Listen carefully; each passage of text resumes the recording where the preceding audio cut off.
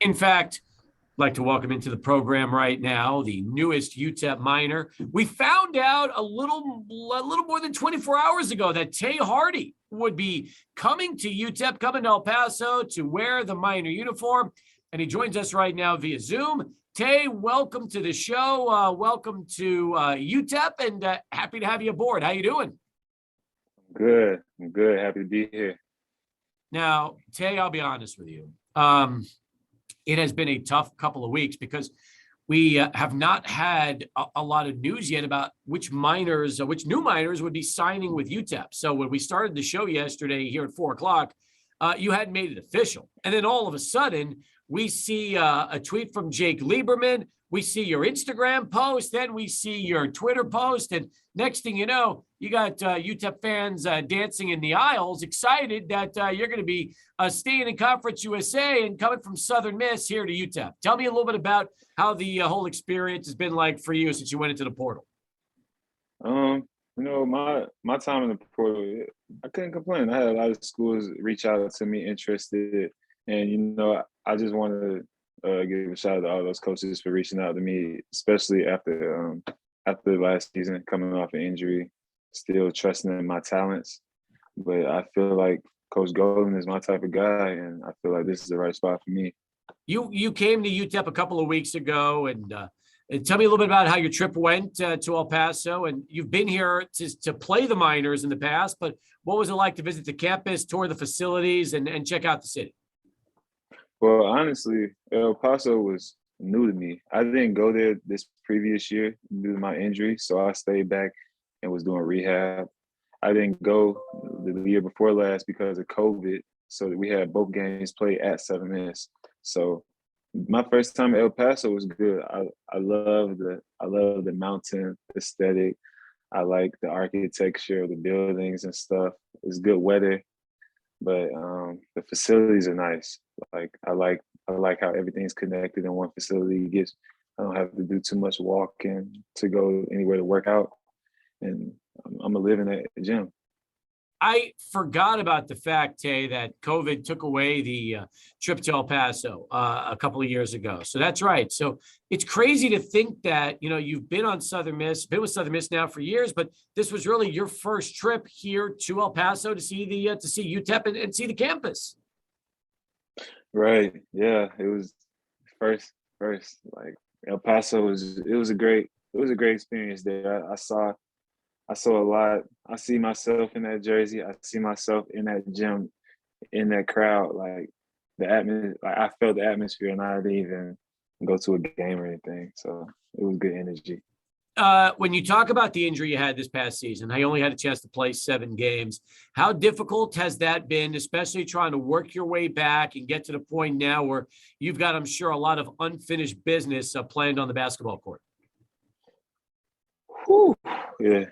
I don't think I got enough time for me to say what I want to say, but in all honesty, like the first 6 to 8 weeks were difficult. Just being in the sling, coming out of surgery, not being able to move my arm. My arm was numb for the first week after surgery, and that was crazy. Like I've never been through a major injury like this, so it did take a toll on me. But it's when I started being able to move my arm and started doing like rehab. It put me in a positive spirit just because I was able to start moving again. But right now I'm taking it day by day. I should be back around June as far as clear, but still no rush. Still taking it day by day. Did the injury happen during a game early this season? Yes, sir. It happened in a Montana game during our Thanksgiving Classic early in the game. Man, describe what happened. Was it just a play when you were going to the basket and you landed funny on your arm? How did the injury take place?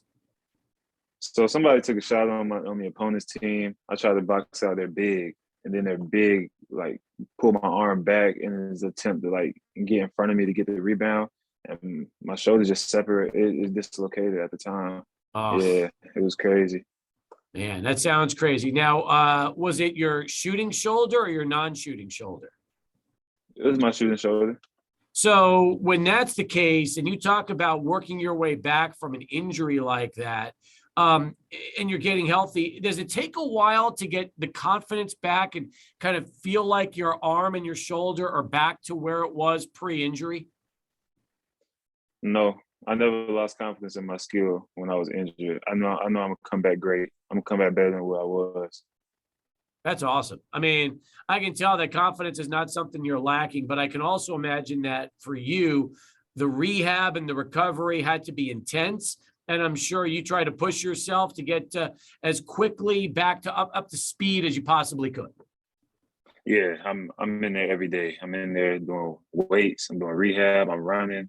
I'm staying in shape. Like I honestly feel like the first 6 weeks I couldn't do much because I was in a sling. But ever since I've been out of that sling, I've been working nonstop.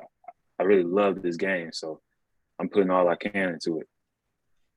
Hey, do you know your timeline of when you'll be in El Paso by chance?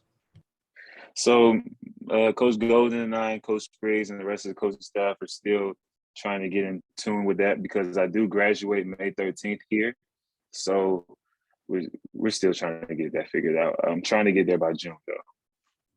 Awesome. And based on your timeline, like you talked about, you're ready to be hopefully 100% by June. So I guess the perfect scenario would be graduate, come here, be ready to just live in the gym and really get your game even up higher than it's been before, which again is a pretty impressive level considering you were dropping double figures on teams and scoring 20 plus in a lot of games. Yeah, just gonna finish my rehab here, graduate May 13th, keep doing my rehab after that, try to come back down there in June. See what the doctor says about me being cleared to play. But as far as my summer periods, I'm not going to rush getting back in a sense because I know what I can do on the court. I'm just more so trying to get my strength back as my shoulder. So individual work will probably be the main focus when I get down there in the summer.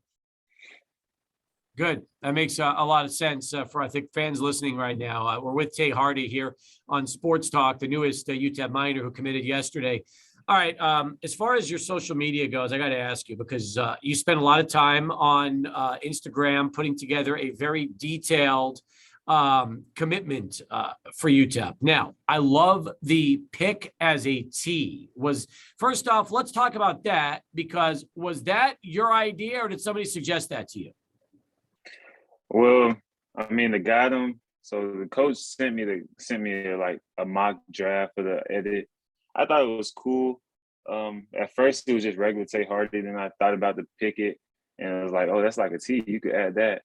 And then I told him to edit like how I wanted, which picture I wanted in the phone and stuff like that. But honestly, they came up with the idea and I just edited it a little bit. Put my little sauce into it. You know what I'm saying? I like that, Tae. I like the fact that UTEP went ahead, started the draft, got it to you, then you were able to kind of personalize it, put your touches on it, and then push it out. Now, was it your idea to come up with the with the Nikes, or was that UTEP's idea with the shoes? It was UTEP idea. Shout out Eduardo. All right. Nicely done. I like that. I thought that was a cool look, something different. And then your Twitter commitment was even different from your IG, which is kind of cool because some people will use the exact same graphic on both. You obviously wanted to make the two stand out a little bit. Yeah, that Twitter one was my idea. I told Eduardo what to do. You know what I'm saying? And he got it done. Shout out to him.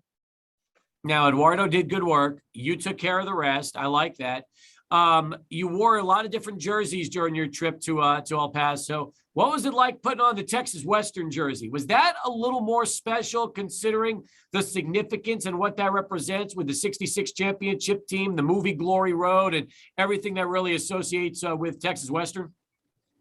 I feel like the Texas Western jersey does give me chills in a sense. You know, putting it on, knowing that that's one of those jerseys that the team won. You know, the team won the whole championship in, and that's my goal, just to win.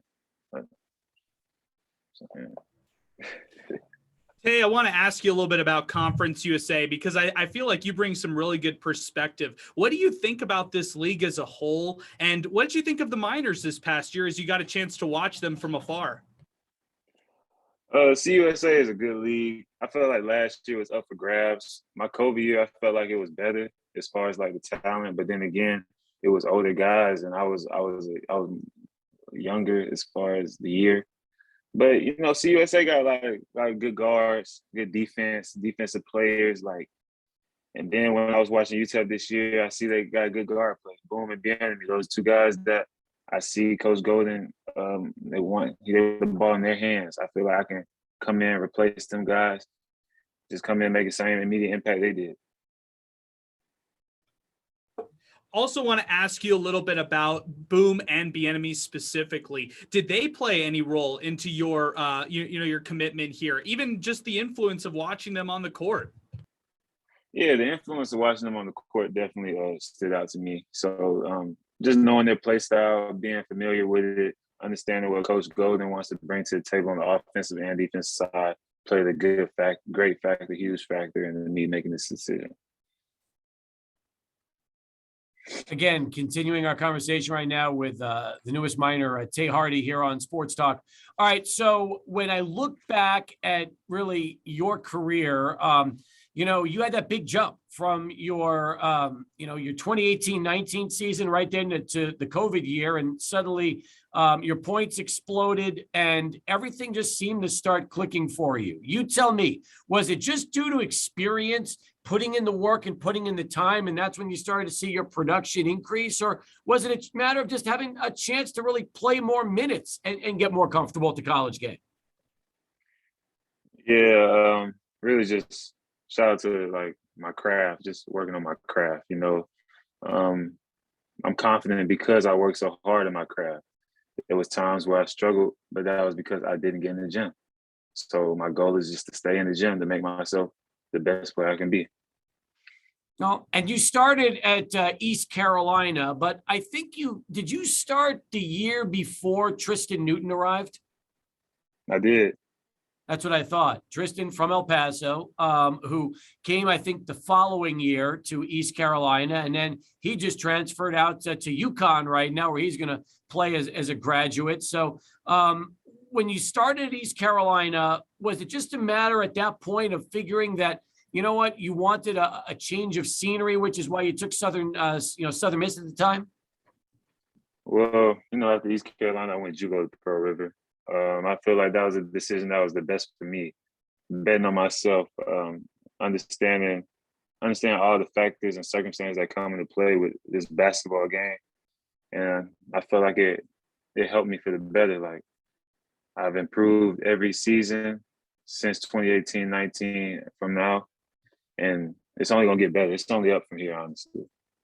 Tweets coming in right now. JD Aziz tweets the show. I'm really enjoying the current interview with the future minor Tae Hardy. Both of you obviously did your homework. Appreciate the hard work and preparation. Cheers from JD Aziz. Now, you've been probably inundated on social media with minor fans since you made the decision. They're excited about you coming here.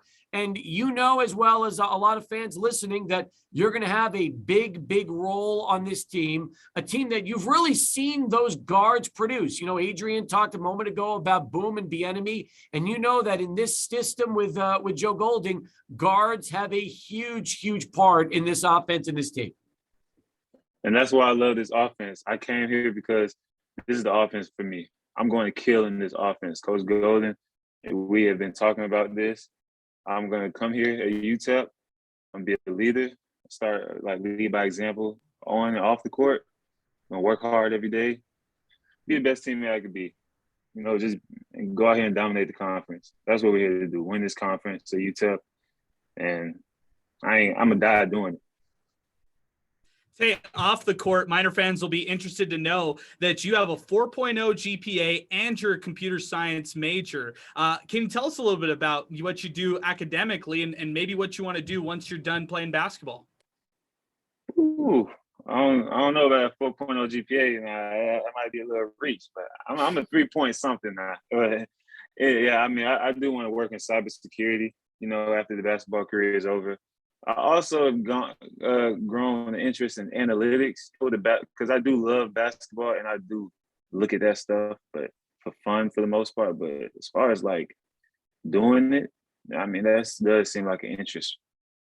Now let's go back to analytics for a second. Are you the kind of athlete that when you play, you want to know exactly, like when you watch film, what your shooting angle is and different things like that as you really start to break your game down? Or for you, does basketball really, is it more about feel than it is the analytical end?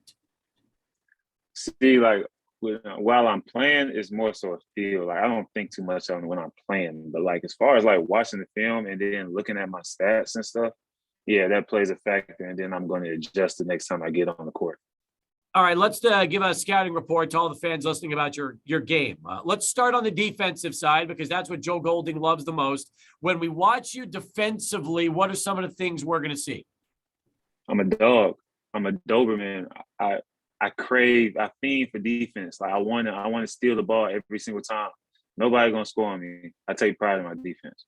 All right. Has anybody ever nicknamed you the Doberman before, or is that a name we can possibly coin here on Sports Talk when we watch you play defense? That's the name y'all gonna coin when y'all see me this year. Just watch. All right. So on defense, you're a Doberman.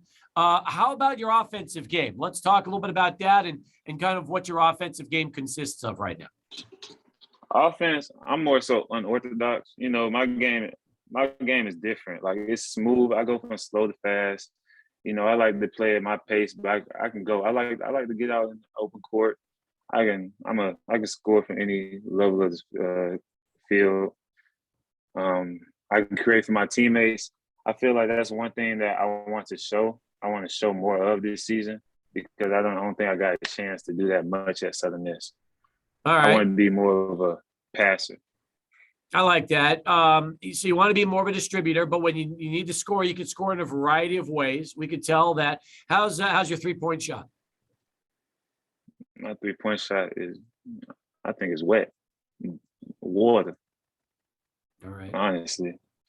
Then here's a question for you. All right. You play defense like a Doberman. You shoot threes with water because you're so wet.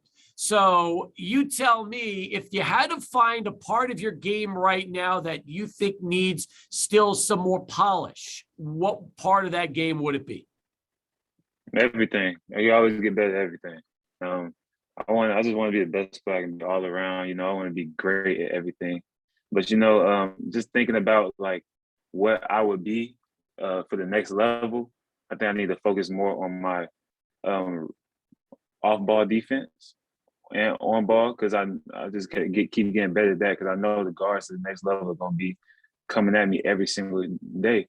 And I also want to just keep getting better at my 3-point shot, my catch and shoot three, because my feet are too close. Shout out to Coach Boykins for telling me that on the trip. On my visit. But yeah, I got to work on my foot placement, my shots to make it more consistent. How big is it knowing you got a guy on this coaching staff that spent 12 years in the NBA? There's always a plus getting feedback from somebody who's been in the position you want to be in. I've been keeping in contact with him since I've left the visit. Good guy, great guy. Shout out Coach Boykins, man. It's going to be a fun year with me and him in the film room. Good. Tae Hardy with us here on Sports Talk. What NBA player did you grow up kind of idolizing and really helped kind of want you to get involved and just become the kind of basketball player you've turned into? As far as idols, I only have 2 idols, Michael Jordan and Kobe Bryant. You know, they molded me to becoming a self-developing addict. You know, I read books about Michael Jordan's training with Tim Grover. Like, those are my 2 muses with the basketball. And 2 players that I love to watch are Drew Holiday and Bradley Beal. All right. Good list. Solid list. Now, if you ever had a chance to meet Michael Jordan, would you be starstruck or would you be able to stay cool and kind of keep it together? Nah, first sight, I'm gonna be like, oh snap, it's Michael Jordan. And then like after a little conversation, I'm gonna be like, oh, it's cool. Like he's just like me. He put on his pants just like me. That's right. And his Hanes underwear and everything else that Michael Jordan wears. That's exactly right. Yeah. All right. Let's wrap it up with this, Tae. If you had to give all the Miner fans listening a little personal message about what to expect from you and this team in the 2022-23 season, what do you tell them? UTEP fans gonna be a show. I'm gonna do my due diligence to make sure the team and I are gonna come out every night and give it all we got. You know, the goal is to win every game. We probably won't win every game, but as long as we go out there and say that we gave it all, that's the goal. We're trying to compete for a conference championship, and we're gonna make it to that dance this year. Now you're coming in June. Come by and see us in our Lubengo studios when you get to El Paso. We'll have you here in person. We'll take some phone calls from Miner fans, and we'll look forward to meeting you face to face. How's that sound? That sounds great. Great. Can't wait to get down to El Paso. Great job, Tae. Good luck on graduation coming up next month, and we appreciate the time. And thanks so much for being here on the show today. Thank you. Go Miners. Woo!